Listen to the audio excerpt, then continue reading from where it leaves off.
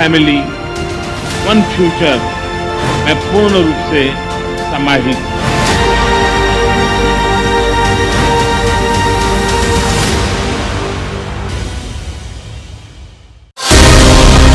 Get in-depth analysis of the important news of the day. Spotlight on day's newsmakers. Expert comments to dissect the news. Get the finer points of the matter.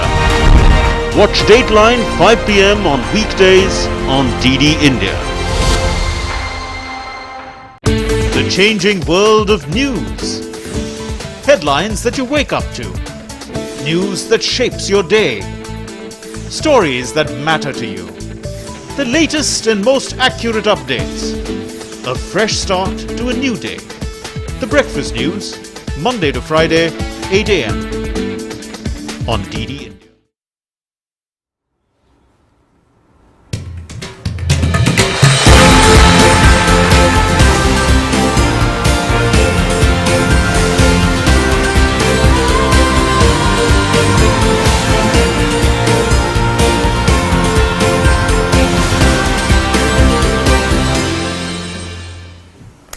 Hello and welcome. You're watching India G20. On the show today, we look at the takeaways from the first day of the second G20 Global Partnership for Financial Inclusion meeting that got underway in the vibrant and culturally rich city of Pearls, Hyderabad today. Do you know that 24% adults globally are still unbanked and 7 developing economies account for 54% of the total unbanked adults? Initiating the second GPFI meeting with insightful presentations today, G20 delegates revisited key takeaways from relevant previous meetings, and discussions today circled around the importance of leveraging digital public infrastructure for enhanced financial inclusion. With rapid developments of digital payment systems around the world, a symposium was also held today on how to harness innovations in digital payment systems. All that and more on India G20. I'm Manu Bhattacharya. Let's get started with the top stories. Second Global Partnership for Financial Inclusion Working Group meeting gets underway in Hyderabad. Discussions circle around the importance of leveraging digital public infrastructure for advancing financial inclusion.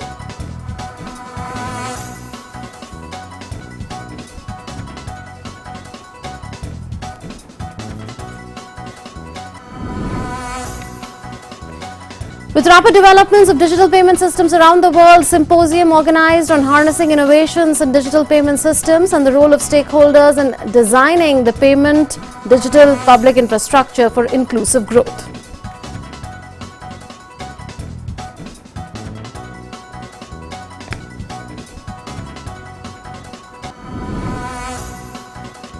Reserve Bank of India's Chief General Manager Sonali Sengupta says Financial Inclusion Action Plan for 2024 to 2026 period will continue to focus on the existing priorities of digital financial inclusion and SME finance.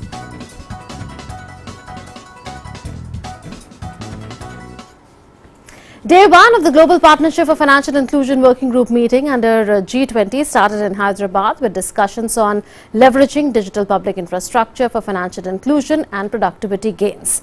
Italy is the co-chair for the working group. A special workshop on building pathways for advancing financial inclusion through new Financial Inclusion Action Plan was organized. Earlier, Sonali Sengupta, who is Reserve Bank of India's Chief General Manager, said that the Financial Inclusion Action Plan for the 2024 to 2026 period of GPFI of G20 will continue to focus on the existing priorities of digital financial inclusion and SME finance.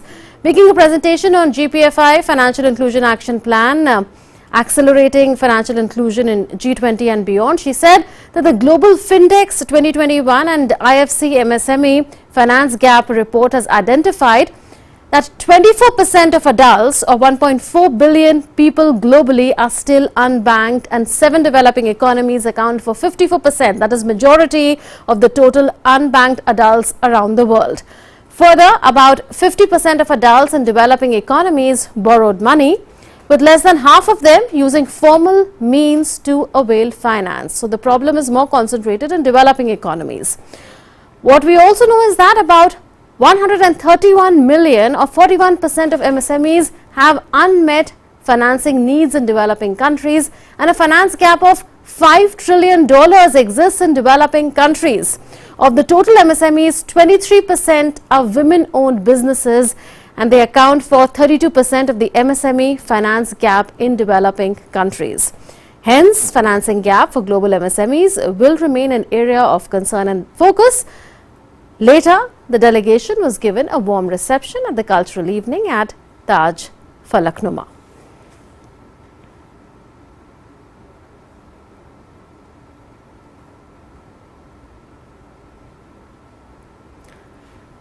So while setting the priorities for G20 presidency, India had made it clear that it will try its best to be the voice of the Global South. A special side event on knowledge and experience exchange program for the emerging economies in the Global South was conducted in Hyderabad over the weekend for the very first time in the history of G20. India's G20 presidency is proving to be an opportunity as well as a responsibility to encourage collective solutions and rebuild trust in multilateralism. DD India correspondent Ajay Mishra reports from Hyderabad.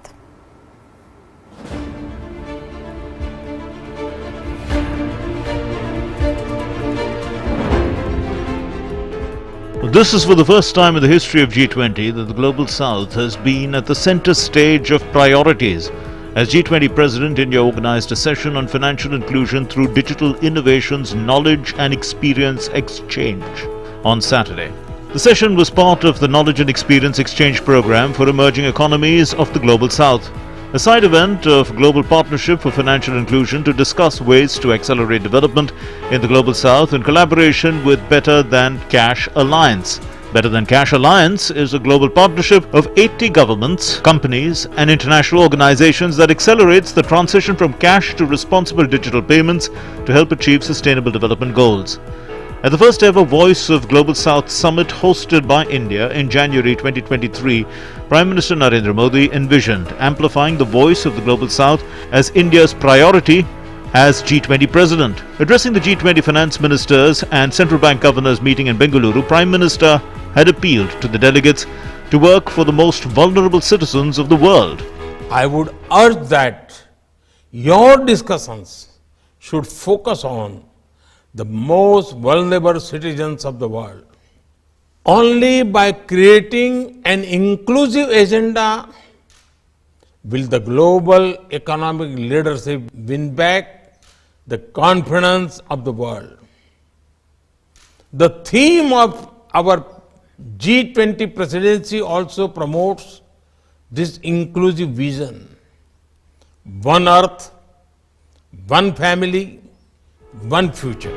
Echoing the same sentiment at the G20 Foreign Ministers meeting in New Delhi, Prime Minister Modi said that India's G20 presidency has tried to give a voice to the Global South since the tragic consequences of the failure of global governance was being faced mostly by developing countries. Many developing countries are struggling with unsustainable debt while trying to ensure food and energy security for their people.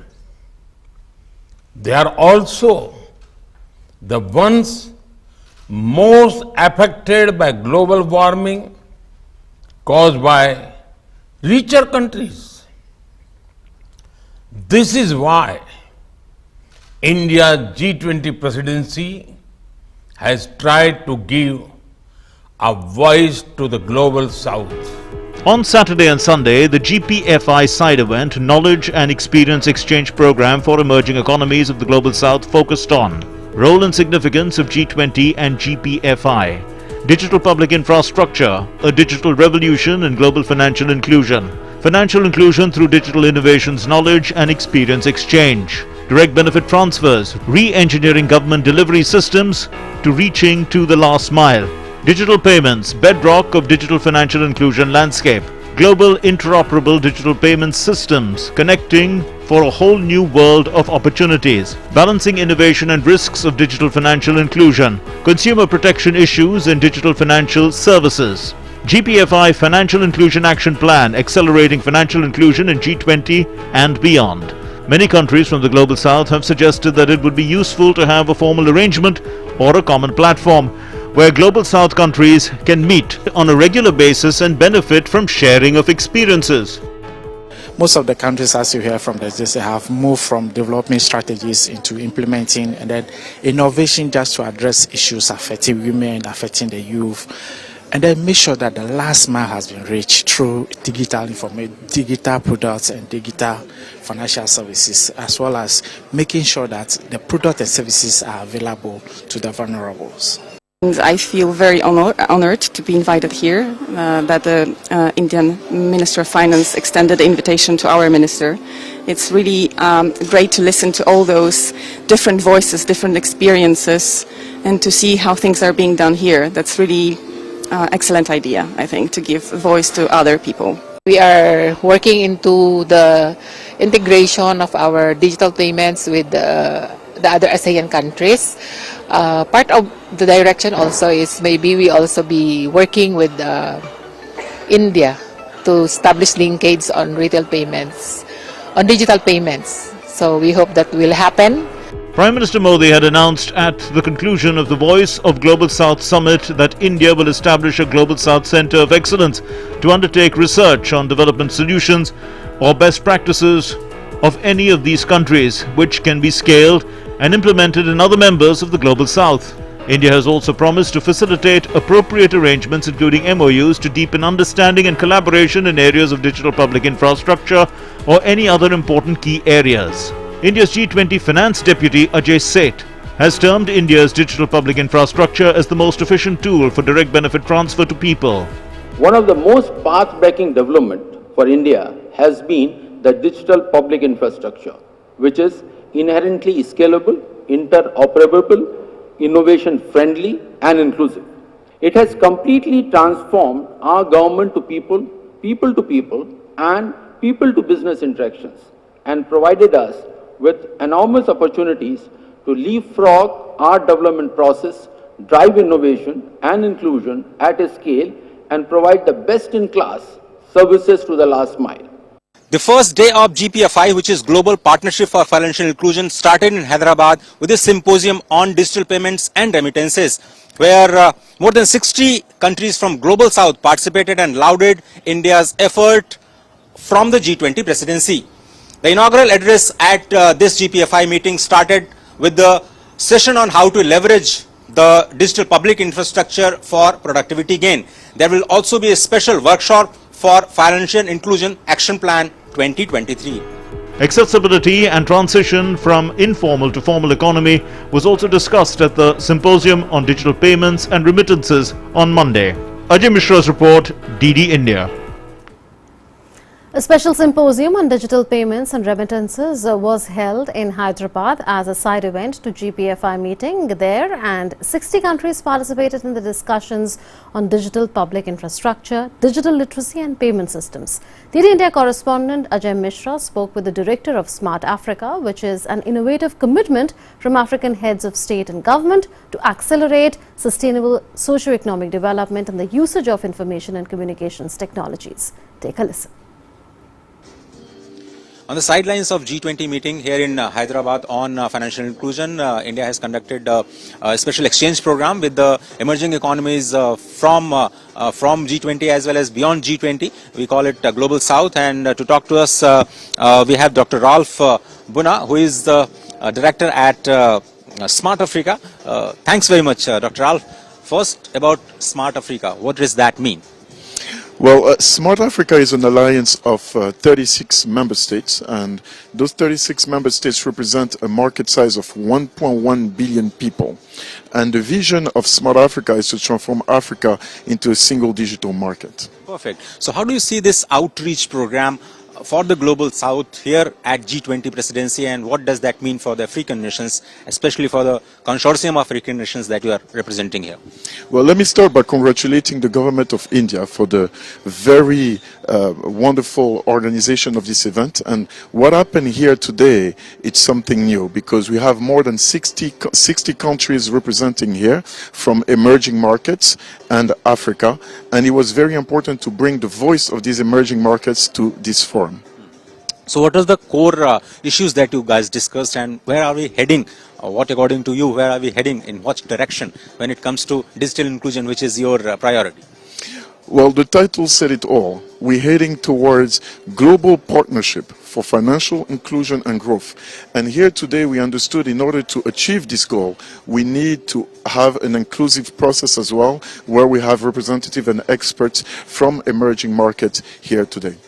And also, what are the lessons that we can learn from the Indian experiences when it comes to national ID, the payment system, and the integration of the ecosystem that we have created here in India? Well, what happened here in India in the last years is remarkable, and the African continent can definitely learn from India. Very similar.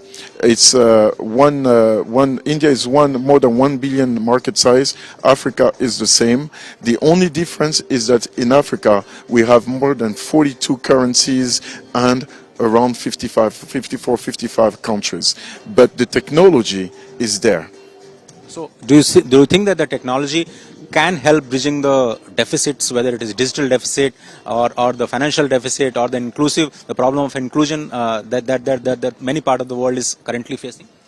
Yes, absolutely. What the experience with India has shown us is that it is possible to integrate that many people. So the technology is there, but it's not enough. What you need then is, of course, clear implementation plan, and then you need the political will in order to move with this implementation plan. Dr. Al, thanks very much, and we know that you brought to the table the idea of accessibility and also the great migration which the Africa is moving from the informal economy to the formal economy, which is a key for inclusive development, not just India but for the world. With camera person Sanjeev Sharma, Ajay Mishra, DD India, Hyderabad. DD India correspondent Ajay Mishra also spoke to the Executive Vice President of Women's World Banking, Harsha Rodrigues, on the empowerment of women through financial inclusion. Harsha Rodrigues praised India's role in this direction and said that India could be a role model for other countries in empowering women through financial inclusion. Listen in. Women empowerment and development through women empowerment is one of the great priorities of G20 presidency here in India, and a very special symposium has just concluded in Hyderabad on the digital payments and remittances. And to talk to us, we have Harsha Rodrigues, who is Executive Vice President, Women's World Banking. Thanks very much, ma'am. Why it is important to include women when it comes to financial inclusion, which is one of the priorities for India's G20 presidency? We want to be productive as economies. Women's contribution to these economies is critical. Financial inclusion is a means to that end, towards empowering women to contribute productively within the economies. So, what do you do in your Women's World Banking, and to have a sense that what is the current status of inclusion when it comes to for the benefit of the women? Can you just share some numbers? Sure. So Women's World Banking is a global not-for-profit. We work towards advancing women's prosperity and security by providing them with the tools, the resources, the knowledge they need to access and use financial products and services.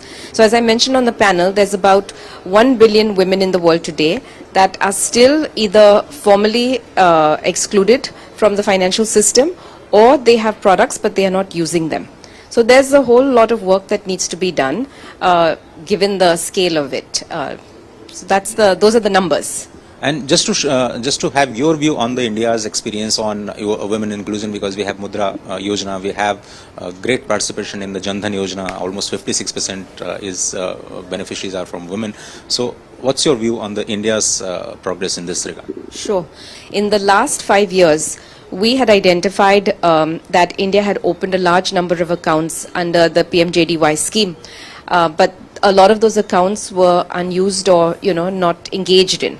So 5 years ago, we embarked on a piece of work with a few of the different types of financial service providers here. So public sector bank, small finance bank, and payments bank. And today we are proud to say that the work that we started with Bank of Baroda, which was the first public sector bank, in order to engage customers with the Jan Dhan account, has resulted in immense success, so much so that we are working now with 3 public sector banks. So we've gone from Bank of Baroda, Indian Bank, and UBI. And so the point that we're doing, the focus here, is working with the Jan Dhan accounts and training women, making them aware of what these accounts are, how to use it. Big focus is the last mile agent. So we're working with the agents advancing women's agents, so BC Sakhis, women agents. We've been part of a BC correspondent working group as well. So very much along those lines to make sure that those accounts that have been opened by the government, which is brilliant, over 400 million accounts have been opened by the government, to ensure that these accounts are being used, because there are a number of products that sit within PMJDY that are fantastic for low-income populations. Finally, this focus of G20 India's presidency on financial inclusion, how is it going to improve the situation of women per se when it comes to the inclusion part? I mean, India is already doing a fantastic job. There's digital public infrastructure, which is the theme of the G20. India's done a brilliant job with PMJDY, with Aadhaar, with UPI. So India is a great role model to many of the other countries that are part of the G20. But what's brilliant about this whole forum is you're seeing innovation and you're hearing about what other countries are doing. That is also amazing in terms of moving the agenda forward. Of course, there's a lot of work to do when it comes to women. We see progress as has been made over the last several years, and that continues to get made.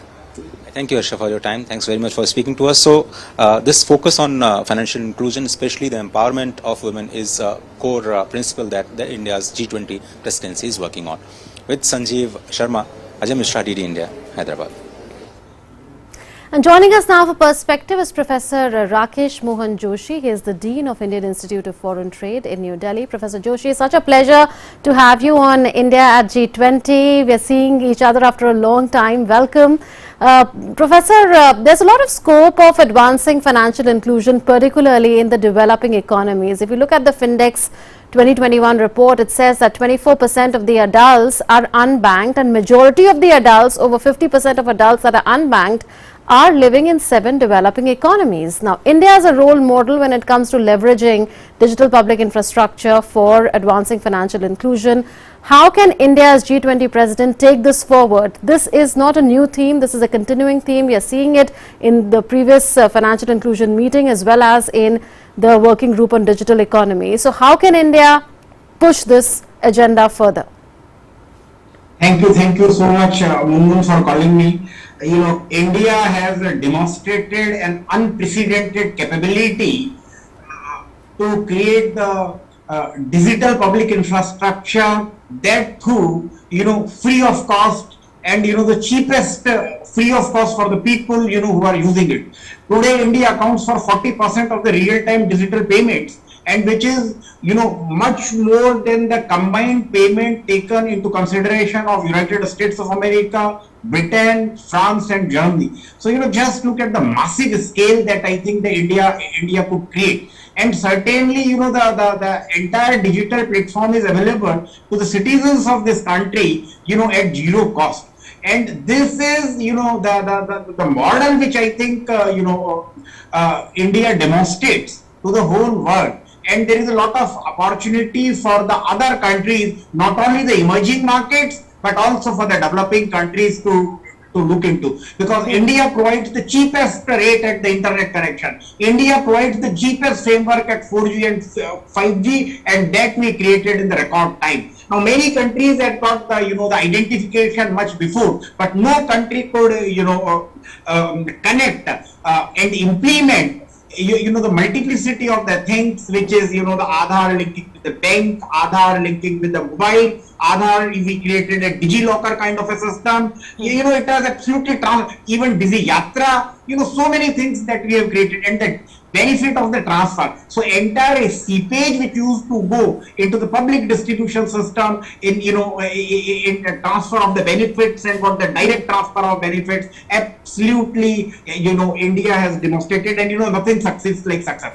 And, it is not only the developing countries. I think I was just listening to the head of that African Union. Africa has got 54 countries, 1.1 billion population, but India, only one country, has got 1.4 billion population. So this tells you the scale of the, operation, that I think 99% of the adult population in this country already have got an identification number or that Aadhaar card.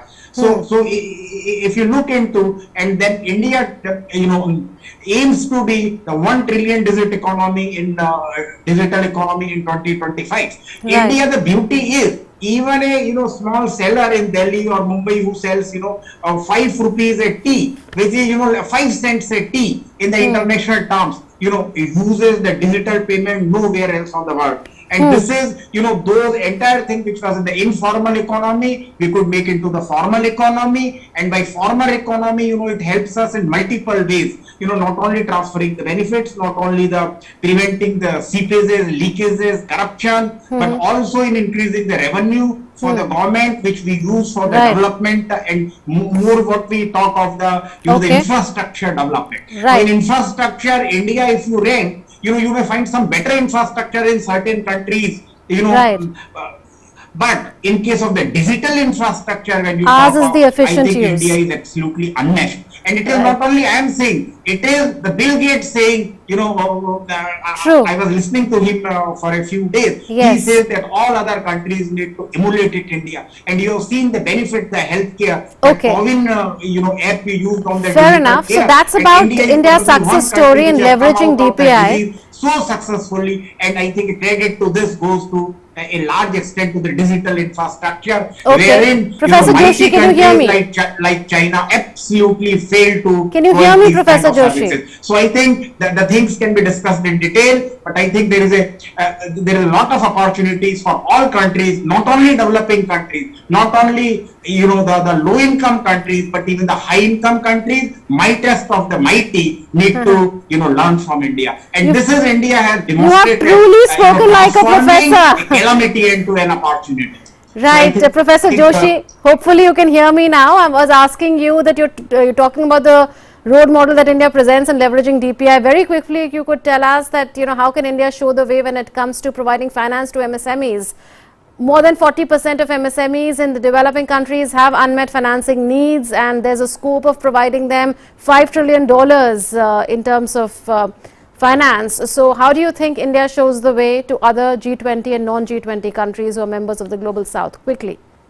No, very right. Because if you see the MSME in India, they have started using the digital public infrastructure which has not been used for other countries. Now probably we are at a stage. In Singapore we already signed, and it has become already operational. That taking India's digital payment infrastructure system to other countries, and it is not only that they can learn, they can also collaborate with India for making digital payments. Bhutan is already has accepted, Nepal is one, Singapore is already there, but I think there are a lot of European countries which are also accepting, and I am very sure that it will happen fast, because India provides reliable, safe, and probably the cheapest means of the transfer of the financial transfer,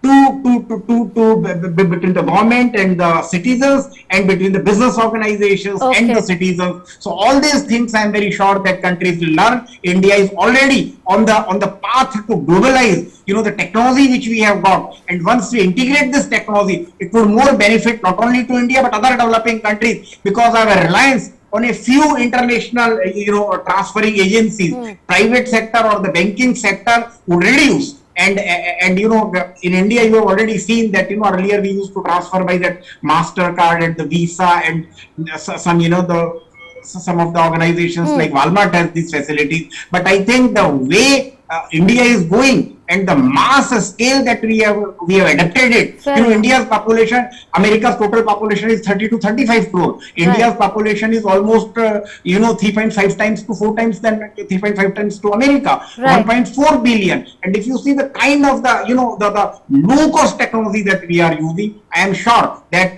not only the other organizations, multinational organizations, in developed countries will find it cost competitiveness, and it is going to be the one of the key factors or the core competencies of this country, which would make the businesses in this country very, very competitive, not only in India but internationally. Thank you so much. You've spoken really very passionately today on advancing financial inclusion through digital public infrastructure. Thank you so much for joining us on India at G20. Namaskar. That's it then in this edition of India at G20. Thanks for watching.